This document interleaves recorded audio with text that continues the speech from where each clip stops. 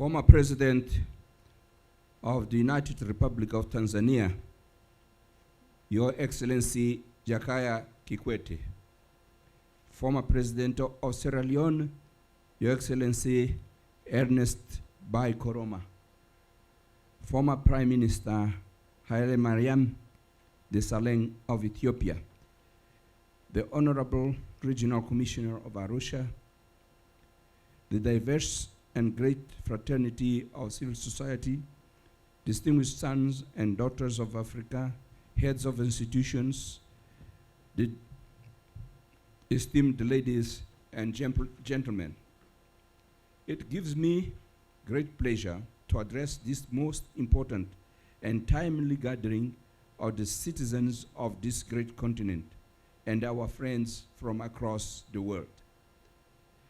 The organizers could not have chosen a more symbolic venue and country for such an engagement. Younger generations might not know, but the United Republic of Tanzania played a decisive and pivotal role in supporting the liberation struggle of Africa.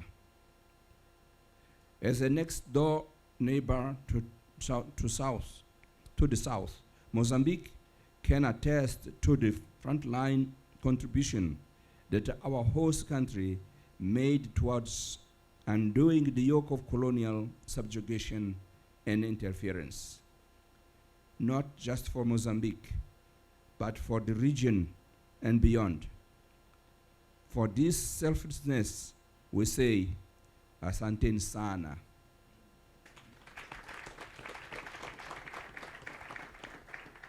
Asanteni sana to the great peoples of this beautiful country.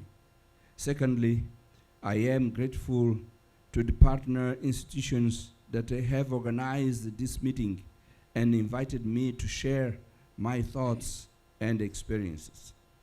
Thank you so much. To set sail, the timeliness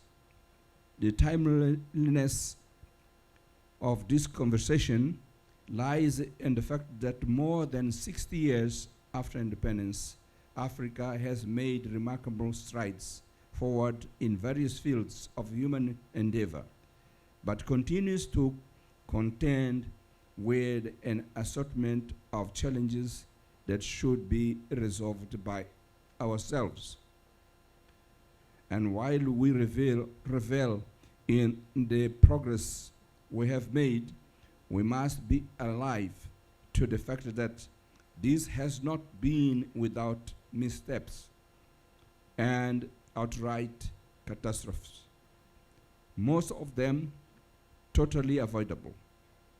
We have fought and continue to fight against each other on the sides of the divergent political affiliation, parallels between our intercontinental alliances, differences in ethnic expressions, and variations in religious persuasion.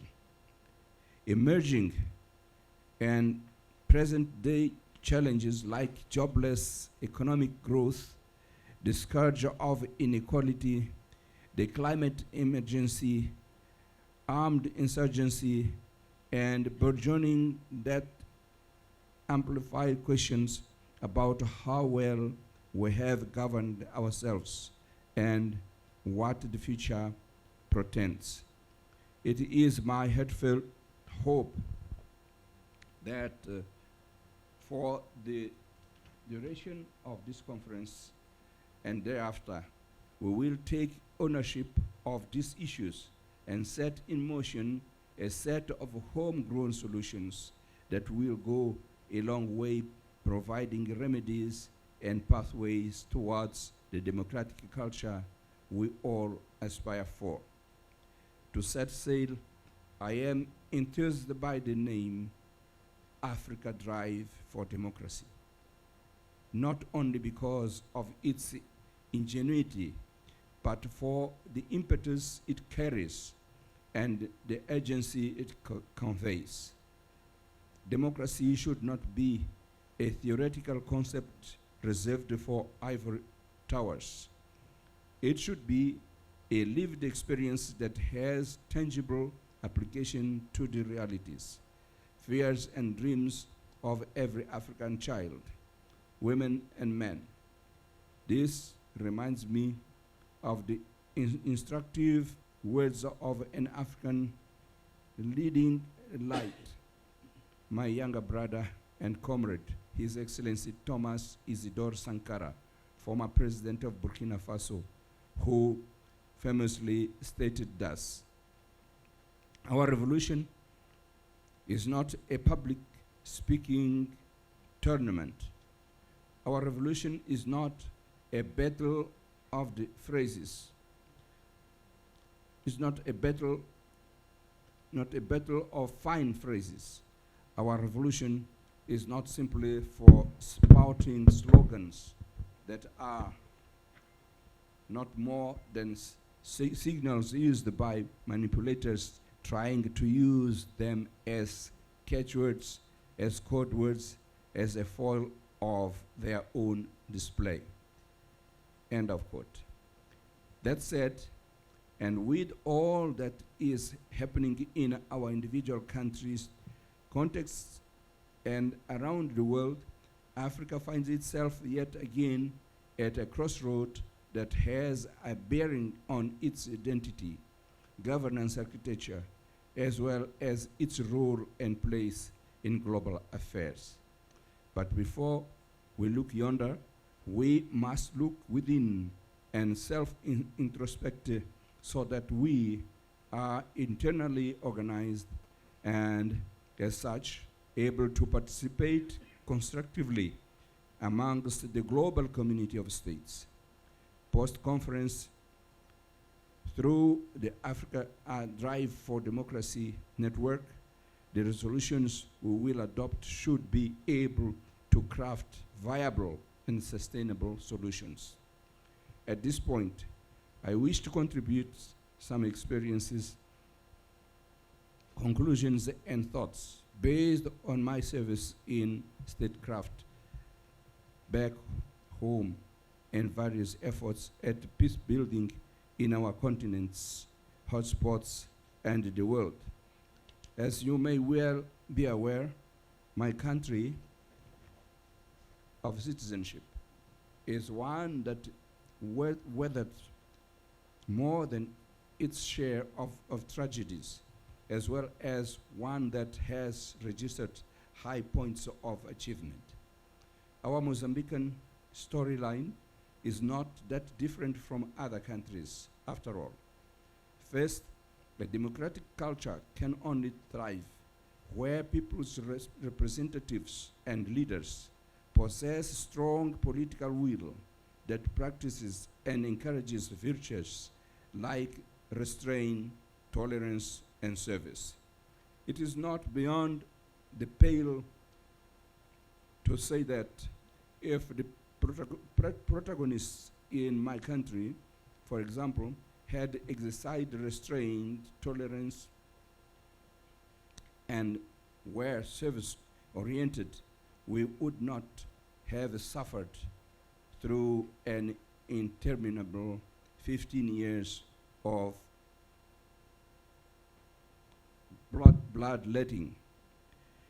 These three virtues could have saved us and spared several countries the horrors and destruction of civil war. Therefore, long before institutions are formidable and established, the political will of individual leaders is a crucial ingredient that the Drive for Democracy network should espouse. Secondly, and following out of the first point, is the importance of processes and institutions. We must appreciate the limitation of our human nature and safeguard our societies by adhering to processes and institutions. There are many things I would have loved to do, even out of good intentions, but my Attorney General would quickly come into my ear and say, Mr. President, that is not legal. And I would each to respond with the words, I am the president. But that little voice would warn and counsel me about the importance of nurturing institutions and respecting processes.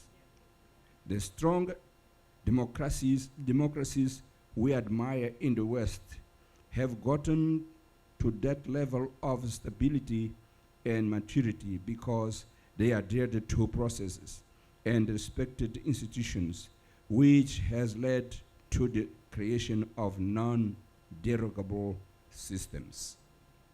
Thirdly, from our vantage point as elders who are participating in this process, we have a duty to play the role of mentorship and guidance to emerging leaders so that they do not have to stumble in the same ways we did in our time.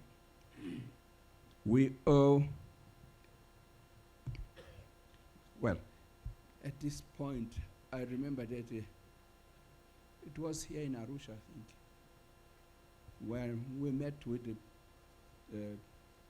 President Nyerere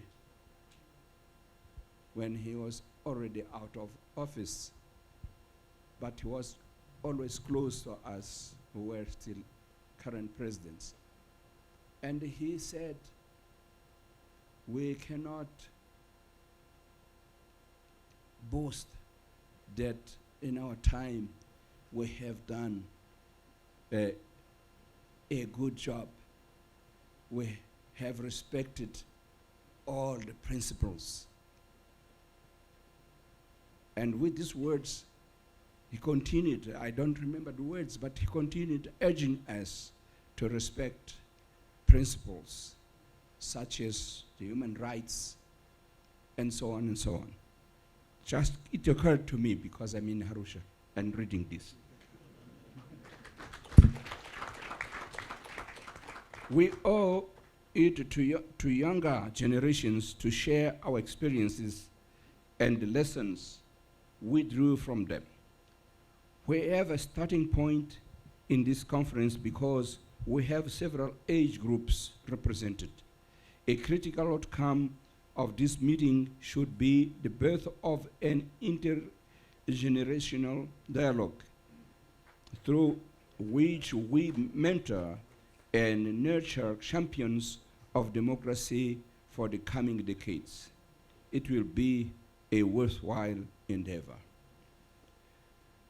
My fourth and final point is about the fact that we leaders can only do so much. The supply side of democracy must be matched by a powerful demand side that agitates, clamors, and pushes for a democratic settlement. Citizens must impose restraint on the powerful and mighty. As they say, power yields nothing without demand. I am directing this message especially to Africa's greatest asset, our young people. At the time we were engaged in deliberation efforts, we were not as privileged with the tools that the digital revolution and advances in computing and transportation have afforded your generation. Seize the moment and take up the responsibility for the destiny of your respective societies and the continent as a whole, while strongly believing in the benefits of the digital revolution. I feel that I should not go without cautioning the youth about the existence of those who use it for bad causes, including trying to deviate us from the direction towards our objectives. With these four guardrails, the drive for democracy will thrive and stand the test of time. This must be backed by the institutional support of the partners who conceived and put all this together. It must also be taken to and owned by the citizens of this continent. As I work towards a conclusion, I look forward to listening to and participating in the various themes that may be put together by the convening organizations, because they are relevant and contain urgent questions that the pro-democracy community should provide sufficient answers to. Please accept my sincere gratitude to you, Excellencies. Distinguished citizens, ladies and gentlemen, for according me your cordial attention. Kanimambo, Siabonga. Thank you. Merci. Obrigado. Asanteni sana.